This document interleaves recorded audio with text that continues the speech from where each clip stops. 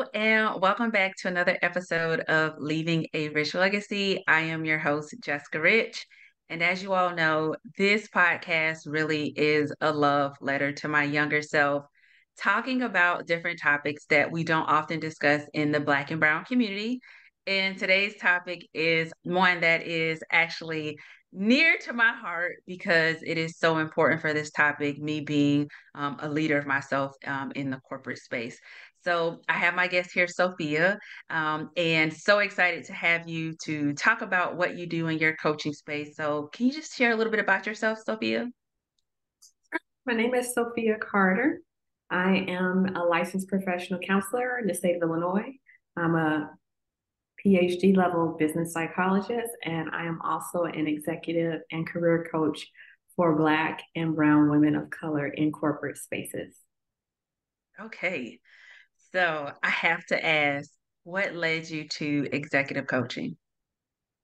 Great question because it was not on my agenda. It's more so not me being led, but it finding me, I would say. Um, I think I grew up on the south side of Chicago in a single parent home. Pretty typical story that you probably hear from a lot of kids that grew up in my neighborhood. Not an affluent neighborhood by any means, but a nice middle class neighborhood, friendly, but everybody had like these blue collar jobs, and to us that we were doing well. My mother was a secretary for one of the largest firms downtown Chicago, so she was for a secretary. She was making good money. She was at the top or the upper end, I would say, of it, like that compensation range for a secretary. So we kind of thought we were balling. And we had other neighbors that had very solid blue collar jobs, postal workers, HVAC technicians, things like that. It wasn't until I grew up that I realized that we were middle class or lower middle class based on our income level, and so it wasn't really a thought that I would work in a corporate role or in corporate spaces. Like it there was no language for that. Like it just didn't exist in my mind, and no one talked about those types of careers because no one had those types of careers. I was the first person in my family to graduate from college, so navigating that was hard because I had no guidance. I had no one to tell me, "Hey, this is how it works. This is what you do." I didn't know that you were supposed to be interning in the summer between school years to get work experience. So I graduated with no work experience, which made it hard to find a job because I graduated during the recession. I graduated in 2009.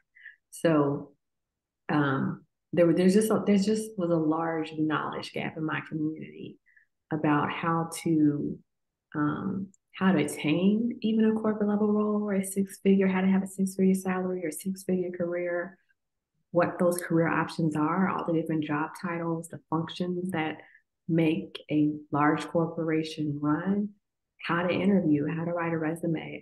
If you had asked me the day I graduated from high school what a resume was, I could not have told you. And I was a pretty smart kid. I had good test scores, but we weren't being tested on real life skills. We were being tested on calculus and biology and things like that I excelled in, but that did not help me when I walked into a job interview. And like I have no interviewing skills. I don't know how to respond to these questions. And then I progressed a little further in my career, and I originally I got my master's in clinical psychology. Originally, I wanted to be a clinical psychologist, doctor level psychologist, and realized halfway through that program that I didn't think that was the type of psychology I wanted to base my whole career on. And I transitioned into a business psychology program. And while doing that, I was also doing mental health work on the side while I was trying to figure out how do I use this business psychology degree to get into HR. And I thought, okay, I have mental health / social work experience in a nonprofit. I'll try to get into HR in a nonprofit. That seems like the easiest or the solution that made the most sense at the time. Um, and I was struggling. It was very hard for me to try to get into HR. It was a business function, and I did not know anything about business beside what little I had learned in my program. And I attended a speed mentoring session. I think it was hosted by SHRM Chicago, which is the Society for Human Resource Management. Don't quote me on that, but I'm pretty sure it was a SHRM speed mentoring session. And I wanted to attend because I had been struggling for at least a year at that point to try to get my first HR role. And there was a Black woman that I knew who was going to be there, who was the senior level HR executive at Hyatt Hotels, which is headquartered in Chicago. And I had kind of been following this woman on LinkedIn. I'm like, oh, she's going to be there. She's going to be there. Like, I need to talk to her. I need to talk to her. Like, she's going to be the one to help me because she, like me, is a Black woman.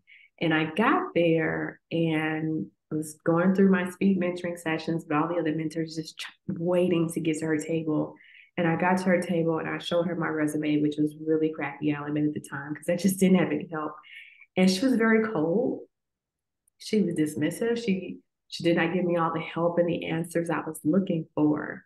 And I was very disappointed, very, very, very disappointed. Like, man, I came over here, got dressed up, I put on my eyebrows and everything to meet this lady. And she wasn't trying to support me the way that I expected her to. So I continued on with that speed mentoring session. I found myself at another table, and it was an older white gentleman. I don't remember anything about him besides that. But I told him what I wanted to do, and I was trying to get into HR. These are all HR professionals. And he said, well, where have you been applying? I was like, well, I was thinking I could go the nonprofit route. And he said, why nonprofit? And I was like,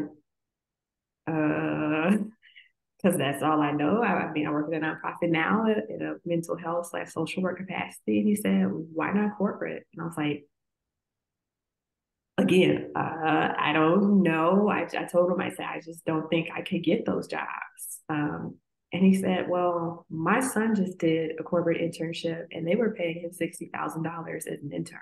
And I was like, wait, what? Because at the time I wasn't even making 40. I'm like, wait a minute. You mean an intern is making more money than I am? And I'm like a master's level professional? It's like, yeah, they pay that much. He's like, and then he graduated and they brought him on for 120. You know, my hair was just like, I had no idea that a new grad could make six figures. Again, I didn't have people in my community and in my village who had that knowledge. Right. So here's this white guy coming and filling the knowledge gap and looking at me like, why don't you know this? Because he doesn't realize what we don't know, and we don't realize what we don't know because of that knowledge and that community and that cultural gap. But he asked me a solid question that night, and he asked me, had I applied to any corporate internships? I said no. And he said, and I said, I don't think I could. And he asked me a question that forever changed my life. And he said, have you tried? And I paused and I thought, no, I haven't even tried. I told myself no. And he said, why don't you try? And I thought, okay. Like something about his confidence was like, okay, I'm going to go try, dear stranger. I'm going to try. And I went home. I found somebody to help me with my resume, paid a resume writer to fix my resume up, and immediately applied for a slew of corporate internships, one of them being at Amazon. And Amazon contacted me the very next day. And I was like, and that forever changed my life. And I realized I had been limiting myself with two things. One, only looking within my community and my bubble that I knew because that was safe to me for assistance, and not considering that support and mentorship might be outside or not look or come in the package that I expected to be. And two, I wasn't trying everything. I was counting myself out without even giving other people an opportunity to reject me. I was rejecting myself. So now, having been in corporate America 5 or 6 years now, I did not get that internship at Amazon. I totally blew the interview because I had no interviewing skills. So the story didn't dramatically change there. I still had to start small and work my way up. But I did eventually get into Amazon, not as an intern, but as a regular FTE, full-time employee. But since then, I've had the pleasure of working for several major corporations, tech companies, and have learned along the way how large that knowledge gap is between what African Americans tend to know about the corporate world versus everybody else. And then experiencing all the racism, microaggressions, discrimination, the lack of career paths that are paid for us to move up, that are paid for others, but not necessarily for us, and realized, okay, by virtue of being an HR professional, by virtue of being a business psychologist, by virtue of having been being a licensed therapist, like I know the language and I know the tools to use to help people. And realized I had been like volunteering as a career coach for years, helping many Black women, some Black men, but mostly Black women, just come to me like, hey, you work in HR, you know a few things. Can you sit down with me for a minute and help me? And I did this with so many people and kept realizing how large that knowledge gap was. That I'm like, this is a need. This is a need. And people keep coming to me. I was not volunteering, like, oh, I want to be a career coach, but people were recognizing me again before they were recognizing it before I could see it. Somebody else tell me, this is what you're capable of. And I was actually able to help a lot of people get jobs, good jobs, to get salaries higher than they had ever earned before. And I was like, wow, I helped them do that. I did that. And now I'm thinking, maybe I should be doing that a little bit more often. Maybe I should be more aware of that skill set. Maybe I can do something to close that knowledge gap.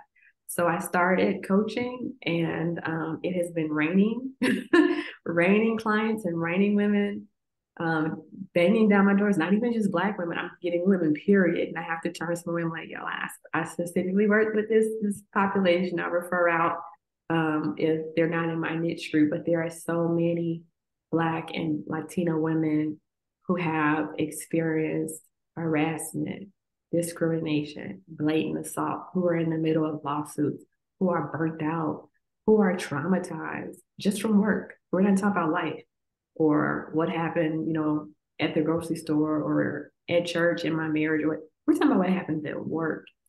Horrible, horrible things. I have had so many clients or prospective clients that start our consultations off just sobbing, right? And I'm thinking, oh, did someone pass away? No, these are work tears. This is just from work. This is the pain that's coming from work. And it's not something that I think we're allowed to talk about freely, because especially again, corporate culture, LinkedIn culture, we don't get to speak about that freely. We're already viewed as hostile, angry, defensive, difficult. So what happens when we speak up and say, hey, I am being treated differently. I don't know if you all recognize it, but you're treating me differently, and I really don't like it. Too many of us experience retaliation as a result of that honesty and that transparency. Too many of us are pushed out of the organization and then passed over for promotions because she's difficult. She's going to bring up race. She's going to play the race card every now and again. And there are many activists on LinkedIn that I see saying, I'm been put in LinkedIn jail. Somebody reported me because I spoke my truth, and they reported it as a racist comment. Oh, that's been happening. That's been happening left and right. So that's why we see sometimes people on LinkedIn, instead of typing the word white, they're using the emoji of like a white geometric shape, or spelling white, WYTE, so that the algorithm doesn't pick it up and they're not booted off the app just for talking about racism and white supremacy. So that's the environment we're in right now. So how do I help these Black women who are suffering at work, who can't even speak their truth without retaliation? How do I help them, one, to heal? Because for me, coaching is not just about helping them get a job. And I see a lot of career coaches on LinkedIn where we're not just talking about Black females, but just period career coaches are really marketing their ability to help you beat the ATS, which is not a thing, or to perfect your resume, or get you a job, or double your salary, and all of this. And that's not my angle. My angle is, first, I want you to heal, and I want you to learn how to protect your peace. My tagline is propel your career, protect your peace, because a lot of Black women are lacking peace. And I tell all my clients, I'm not sending you into an interview a hot mess, right? If you're silent and crying and you can hardly get your thoughts out, you got pain. I want to talk to you about that pain first. I want to address that pain first. I want to make sure we're working on healing. I want to make sure we're working on ways of resting. I want to make sure we are refilling your cup. And then We can send you into interviews with confidence. I want you to go in there and walk in like a boss, like you own the room, like the competent leader you are. Because I've made the mistake earlier in my career, just shooting women into interviews and or even into jobs and it not working out, it failing very quickly because we hadn't worked on the heart. We hadn't worked on the mind. We hadn't worked on the soul yet. So I sent someone in who was still in pain, who was still wounded, who wasn't confident, who felt like an imposter. And she then proceeded not to be successful in those roles. So for us, it's very important that we're doing the personal work while I'm also rewriting that resume. I'm not just going to rewrite your resume. We're going to talk about what Sheila said in that meeting last week and how that made you feel. We're going to talk about how you might respond next time. I want to hear all of that. So I welcome the tears in my coaching session, and we can talk about all the things, not just work, not just resumes, but I try to work with the whole woman, the whole Black woman, not just a piece of her. That is so good. Um, that is, I think that is amazing. And it's powerful to hear that you don't just focus on the job, because there are coaches who say, I don't want to get into the personal. I'm just here to help you get a job, right? And you're not necessarily setting that person up for success. So that is that is powerful. That is powerful. And based on your experience, because I feel like sometimes we fear seeking help. Why do you think it's so important that we reach out to a coach Mm. or seek someone? You know what? Yeah, I would say the latter. It's period. It's not even just a coach. It's a therapist. It's a friend. Again, Black women, we have this mantra of being strong. We're expected to be strong all the time and to carry everything and to carry our families and to carry our community. But somebody needs to carry us, and that's okay. And that's acceptable, right?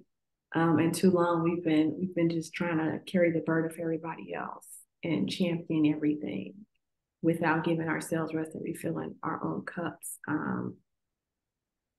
It's it's almost counterintuitive. And then there's American culture in general that just makes it implies that if you're asking for help or you're seeking therapy, there's something weak about you for needing help. There's something weak about you for being emotional or even being in touch with your emotions, being able to articulate them. And that's not weakness at all. That's as strong as it gets. But especially for Black women, it's important for us to seek help because, frankly, if you're in corporate America, it's not going to be there. They're really not checking for our needs and how unique our needs are compared to the general corporate population. They are different. So I know a lot of women who either have a mentor, they have a sponsor, a corporate sponsor, somebody to champion them, but you need a coach too, and you need a therapist. I'm not doing therapy at the moment, but I always ask my clients first, wait a minute, are you in therapy? Because I'm hearing some stuff like I will help you with some things, but if I hear things going more in the mental illness direction, I'm going to refer you to therapy first and then come back to me and we can work on after you find a therapist because I'm not going to be a therapist and your coach. The two are different. Um, I think it's important because unfortunately I had some clients who had experience like me where they went to other Black women within their company or within their industry and did not get the warm welcome they were hoping for. Instead, it was um, competition. Like there can only be one of us in the boardroom. They're not going to add two. They're going to add one, and it's got to be me, which means I kind of have to compete against you. You're a threat, and that is excruciatingly painful for us. I can say that from personal experience and from what I hear from my clients when we go to another Black woman expecting to be embraced and supported, and we get something totally different. And that is a result of that own woman's lack of healing. Like that woman needs to heal. And I try to tell my clients all the time, that's that person's problem. That's not yours. It's not a reflection of you. And we have to recognize that everybody's trying to fight trauma, fight racism in their own ways. Some people are doing it better than others, but some people are doing it in a way that just causes more harm to other people. So I have those clients too who come in like, should I go to a Black woman? Like, can I trust you? And I'm like, yes, you can trust me. And yes, that question is valid. And I'm not going to act like you're being ridiculous. That question is valid. Um, you should ask for help because you don't know what you don't know. And my coaching packages, I have different packages. If you want to talk to me just one time, you can talk to me one time. If you want to work with me for a year, we can work together for a year. It's up to you, but asking for help isn't weak. Sometimes people, I can't tell you how many times somebody's coming to session and I said something to them and they go like, they just lean back in their chair and like, oh my God, you're right. I didn't see that. I wasn't thinking that way. Thank you for saying that. Now there's this epiphany for them to go and sit with for a week. And so that's where you need help, a coach, a therapist, somebody to help you see the things that you might be blinded to, the ways that you might be blocking yourself from your own growth or from that next step. I've had some people who have just been so traumatized that they don't want to try anymore. Like I don't want to go back to work, but I need a job. So I'm here. I know that doesn't make sense. I don't want to go to work, but I need a job. But I've got all this work trauma, and I just don't trust white people. I don't trust corporate America, which is a very white male dominated culture, and I don't feel safe. I don't feel safe there. But I need a job. Okay. So now we have to talk about what the things that have happened that made you feel unsafe. Now we have to talk about how to find environments that are safe because there are plenty that aren't, but there are plenty that are. And I firmly believe that. I tell my clients, like, there are good work environments, there are healthy work environments. They do exist. They do exist. We just have to find them and we have to know how to ask the right questions in our interviews to weed out the good teams from the bad ones. And that's also something I work with my clients on, that line of questioning. I gotta come back to that one because that's toxic work environments for me. Just interacting with women across corporate spaces, different industries, it seems to be a lot, and it feels like we're supposed to accept it. So I gotta remember to come back to that. But I have to ask you about you attending this event in Illinois. You know, there was this leader and that worked for Hyatt, I believe you said, who looked like us, and you thought that they were gonna be you know, someone that could help you. And then you talked about having to question if other Black and Brown women really will support you or are they going to feel like your competition or be cold. We can lose so many good, talented women in corporate spaces by the way we treat people. I know I experienced it when I first started my company. Um, and I'm sure that those individuals never thought I would get to where I was, but you hoped that they, right, would be there and be a mentor and a resource. How do you encourage some of our younger, Black and brown women who want to be with a certain company, but they feel like they don't have anybody to connect with that looks like them? Mm. Twofold. You can find somebody that looks like you that's not part of the company to connect with. You can have that coach on the outside. The second piece is, as much as I champion Black women supporting and empowering other Black women, I also champion not limiting your mentors and your sponsors and your champions to just the Black women. Um, Let me tell you, I have learned some things from white men. They know some things about the corporate world and business and how things are working, and behind those doors of the boardrooms that my mother can't tell me. My aunties don't know that, but he might. And so it's twofold. It's if you can't, I do believe it's important to have someone who looks like you somewhere in your village on your team, because you will have those experiences that are unique to being a Black woman that you can't just share with anybody, because not just anybody can understand them. But I wouldn't limit that pool of my support system just to Black women. Like I said, some will be for you, some won't, unfortunately. Same thing goes for people that are not Black women. Some will be for you, some won't. You need to find the people that are for you, figure that out quickly, and lean on them and use them as a resource. Yes, there will be some people out there that are very racist and that want nothing to do with your growth. There are others who are not. They are sincere in their commitment to diversity, equity, and inclusion. And I would not be where I am without those people who happen to not be Black women. I also would not be where I am without the supports I had, who also happen to be Black women. So for me, I like to keep that diverse for different reasons. Sometimes I could ask, there's a question I could ask if it's about, negotiating money. Probably anybody in my business support system can answer that question well for me. I got a good setup. If there's a question about, hey, so I had this weird question today come up about my hair, and I responded this way, and they said that, and then this, and I'm just trying to figure out how to navigate that. I'm going to my sister every time. I'm gonna ask her because she has a better grasp on that subject. So that's what I would say. I would say don't limit yourself just to people who look just like you. That keeps us. It's limiting. That is where it's limiting in knowledge and experience. I think all of us as human beings experience the most growth and development in learning professionally and personally when we have people around us who don't share our background, who might see the world a different way, who might pray to somebody different from what you pray to, or who don't pray at all, who eat differently than you do, who just are different. Keep those people in your circle. They'll keep you on your toes and they'll keep you mentally strong. But keep the people in your circle who do share your cultural background that you can kind of connect with and relax with maybe a little bit more easily.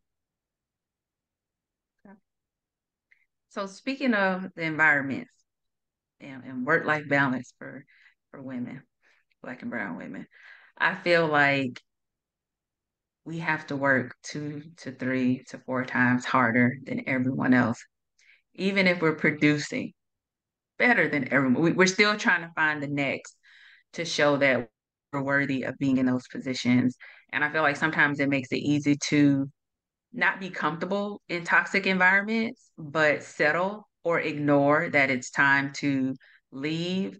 So when you are, coaching your clients or you're helping them to determine like if this environment is really healthy for them, what would that look like, or that conversation to know like this is really affecting you mentally, emotionally, physically? When is it time to look for another opportunity? That's a great question. I try not to tell my clients when it's time for them to leave. And here's why. Some people have a fighting spirit and they feel like I'm in this toxic environment. They keep trying to hold me down. They keep trying to hold me back. I'm not going to let them win.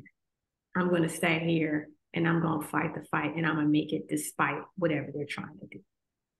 Others, me, are more like, oh, okay, that's how it is. That's how you feel about me. That's how you're going to speak to me.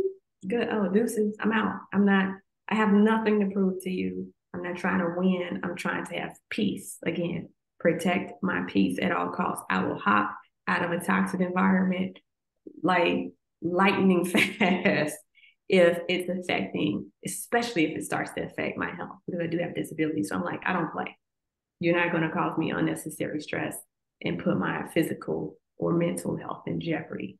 But there are some clients who see things a different way. They want to tough it out, kind of like a trailblazing spirit, like think about if Serena Williams would have said, I quit tennis the first time she experienced misogynoir, like some people just have to stay to build that path for the people that come after them. And that's usually what I hear from those clients. So I'm like, okay, where you're telling me you're not getting sleep, your hair is falling out, you're having nightmares when you do get sleep, your diet is trash, it's affecting your marriage.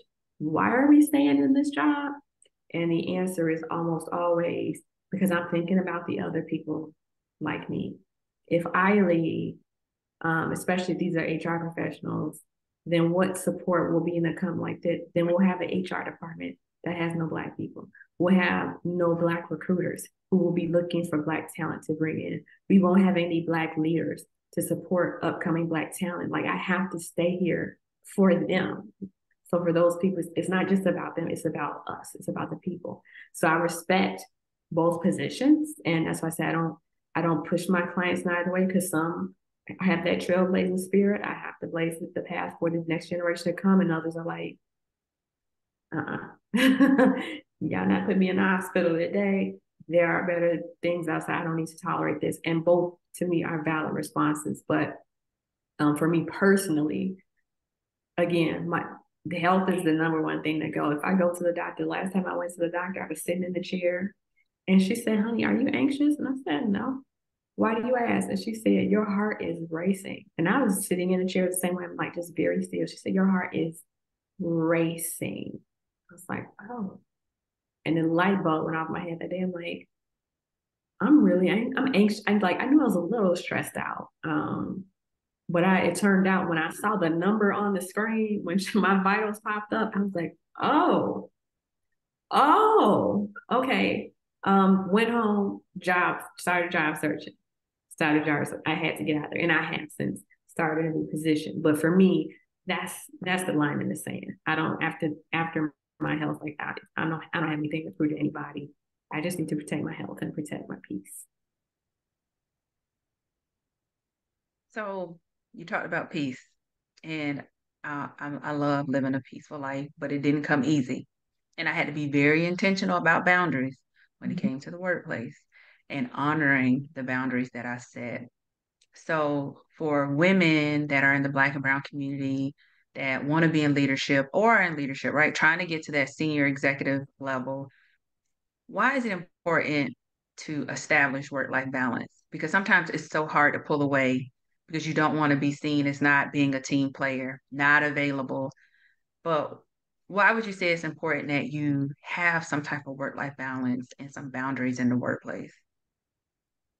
Because work is not life. And when you get to the end of your life, if you are privileged enough to die with enough time reflecting your life, not suddenly, you're not going to think, I should have worked more. I should have worked harder. I should have tried harder to climb that ladder. You're going to be thinking about your relationships. You're going to be thinking about the people you love the most and the people that love you.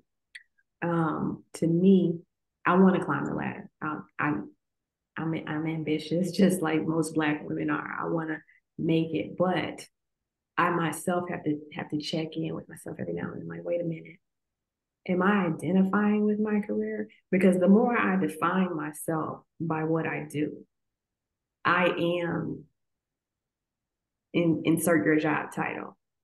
Um, then the less work life balance I'm going to have because that job now becomes who I am. Mm. And so one of the questions I like to ask my clients is, tell me who you are without talking about work. And you're like, but you're my career coach. And I'm like, trust me, tell me who you are without mentioning your job. And if you're struggling to do that, I already know you have a problem with work-life balance. I don't need to ask you how late you're working because you don't know who you are outside of work. So that's the thing that you have to do to feel like you.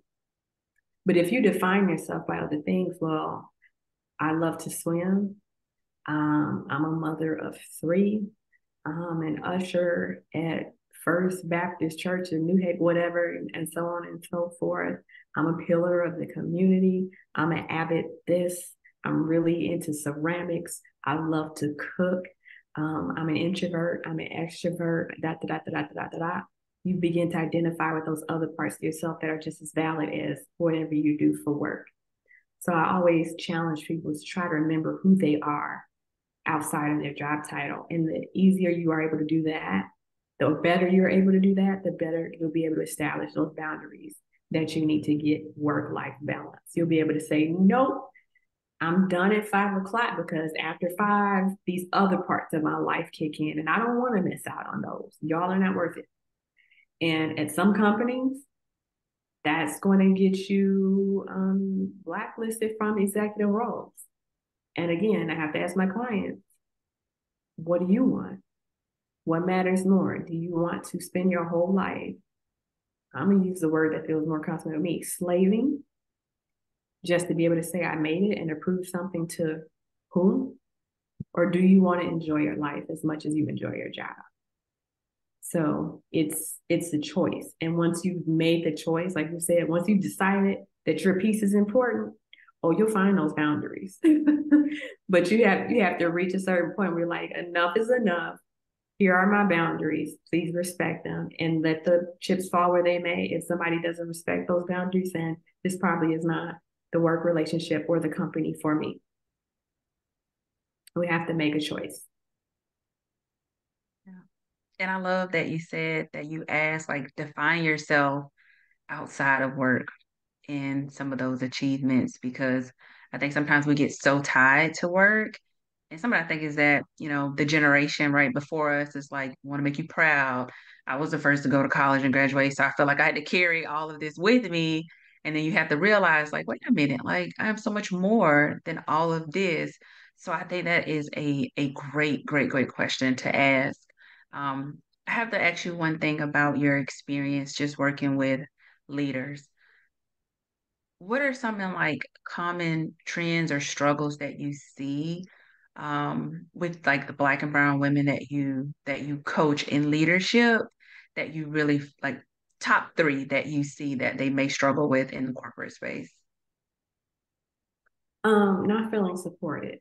And I want to be clear, I have to say, the scientist in me wants to point out that the people that come to me are not happy in their careers. So they might be the minority of leaders, but of the people that end up sitting across from me or on video with me, they're telling me I'm in an organization where I do not feel supported. They're giving me these targets and these objectives to achieve with my team or with my department that I lead, and then I'm not being set up for success.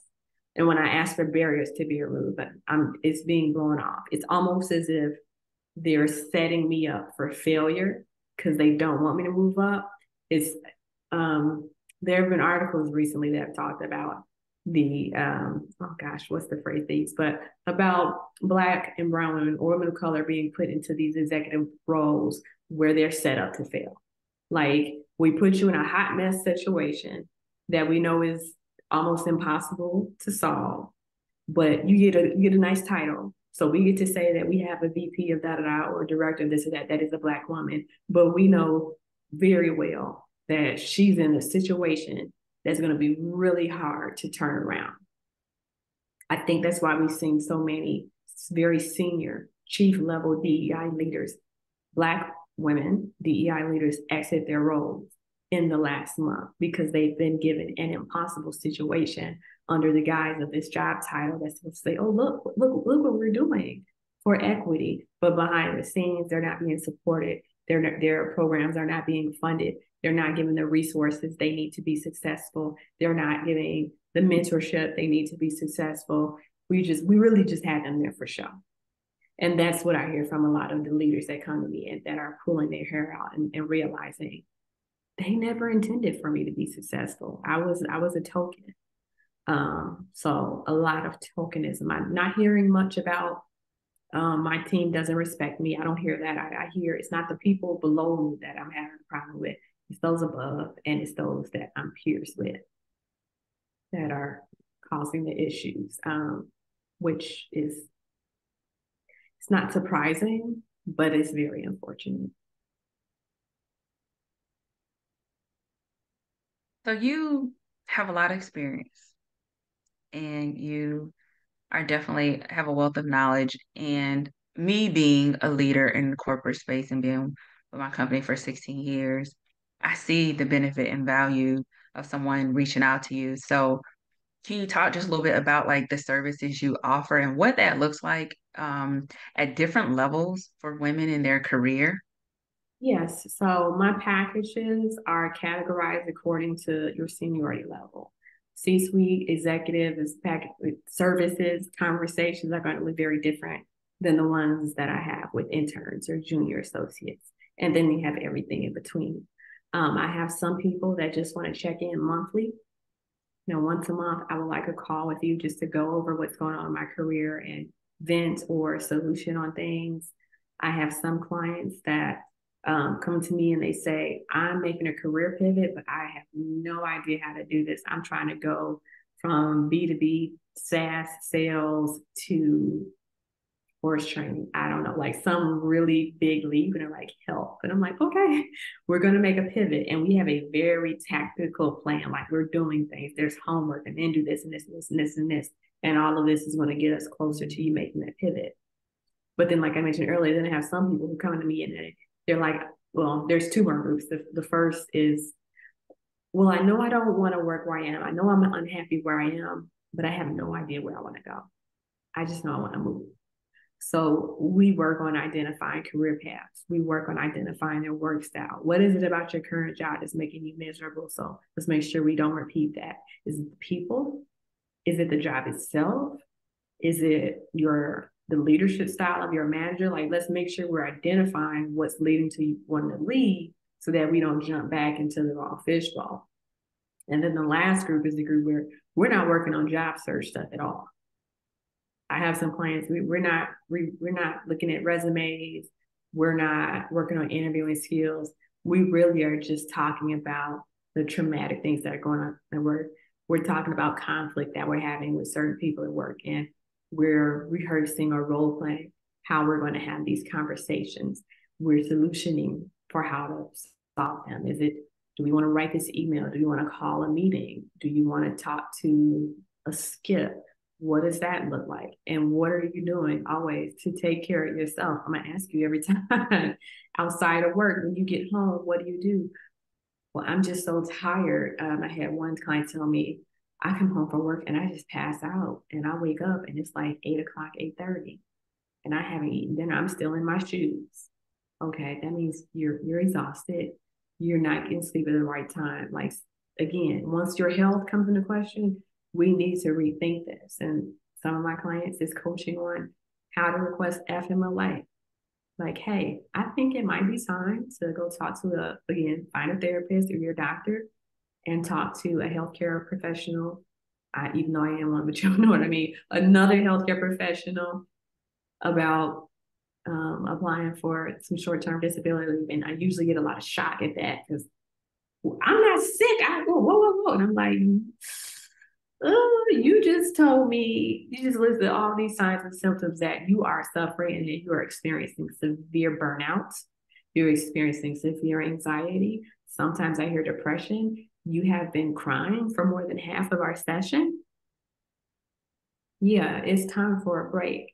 And that's something else I think Black women struggle with. I think women in general, but definitely Black women especially struggle with is taking a break. Like, y'all, it's not a sin. It's okay. It's okay to just do nothing for a little while, for a few days.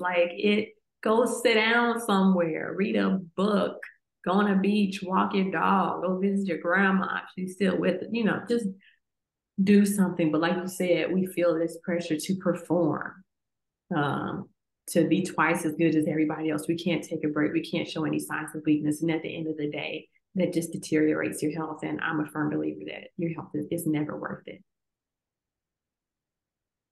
You're speaking my language because I'm a huge self-care advocate. So the fact that you asked, how are you taking care of yourself, which could be something simple, is huge because we truly forget like you still have to make sure you're good. And that's more than eating and making sure you make it to work and paying your bills and taking care of your families. Like how are you pouring into yourself? Because if you're not good, you can't be any good to anyone else. So I love that. I know a lot of people would probably want to connect with you just based on that alone, because when you show you care more than just, you know what I mean, the job and the goal, it's so much to it. It's a package deal when it comes to helping people develop. So that's a powerful statement. That was good. So I have one last question to ask you, which is my favorite question of the show. But if you could have a conversation with younger Sophia, what would you tell her? Ooh, oh my God, we don't have enough time, Jessica. um, I would tell her that you don't need to prove anything to anybody but yourself. Um, when I was 18, I wanted to be a doctor. I had really no understanding what that actually meant and looked like. I wanted a physician doctor. I don't like it. You are a doctor, a medical doctor. And I wanted to be married with 6 kids, specifically 6. I don't know why. I wanted to be married young, and I wanted 6 kids, and I wanted to be a physician. And I knew I wanted to be the greatest doctor ever, the greatest wife ever, the greatest mom ever. I was very deep in my faith at the time. I was all the things, that I had been told I was supposed to be. Today, I do not want to be married. I do not have any kids and I do not want any children. I no longer practice any type of organized religion at all. That turned out, I learned that that's not who I am. That's what I was taught. Physician, please, no, they work too much, long hours. I'm not into that. That doesn't fill my cup. But those were the things those were the top tier of everything it meant to be like a great Black woman. Like you're going to be supremely educated, well respected in your field, a great mom, a great wife, a submissive wife, a great Christian, all these things. And turned out like I am a feminist heathen who does not want to be a mom and wants nothing to do with the medical field. I didn't know who I was because I had been letting other people tell me. So if I would tell younger Sophia anything, I would tell her, sis, you are not who you think you are. And you do not have to be who people tell you to be. You tell you who to be. And I would have started that journey a little bit early, but it was years before I realized, like, wait a minute, I don't think I know who I am. I think I just know what I've been told to be. And those are two very, very different things. So I would tell younger Sophia to like just chill and take some time to explore yourself. Spend time with yourself. Get to know yourself. Figure out who you are. And in addition to spending time with yourself, spend time, again, I'm gonna go back to it, spend time with people who are nothing like you. Talk to people from other backgrounds, talk to people from other countries, go visit other countries, go learn about other religions, learn about other ways of living, go talk to married couples who chose not to have children, go talk to couples who chose to have 12, and just talk to physicians, talk to eye doctors, talk to police officers, talk to politicians, talk to all the people and learn what those things actually mean and then determine which one resonates the most with you. Because as much as your mama loves you, she doesn't know who you are. She knows a lot about you, but she can't tell you who to be, like at your core, who you're meant to be. Only you can know and discover that. And so I would say pause before you pick a major and pick a man and da da da da. Press pause. There's no rush. Discover yourself first and then press play. That is so good. That is fantastic.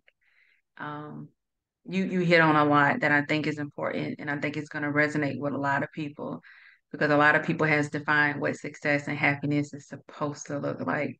So I love that you're at that place to own who you are and who you get to be unapologetically. So how can people connect with you? Oh, there's so many ways. You can reach out to me on LinkedIn. You can find me at Sophia Carter, PhD. There's a few Sophia Carters out there, but I think there's only one with the PhD after. You can reach out to me on LinkedIn. You can visit my website, Kewanee, Kewanee, coaching.com, and fill out a contact form, and I'll respond to you. Or you can email me directly at Dr. Carter at KewaneeCoaching.com. Again, that's Kewanee. Or you can call my business phone. You can call, text, or text my business phone. It is 708-676-9039. I respond to all inquiries within 24 hours, no matter what day of the week, what time of year, what holiday it is. Well, Sophia, thank you so much for being a guest on my podcast and talking about something that is so important to me, especially when it comes to helping women. So I appreciate you being here and just sharing your own experience and your knowledge. And I look forward to see what the future brings for you. So thank you so much. Thank you for having me, Jessica.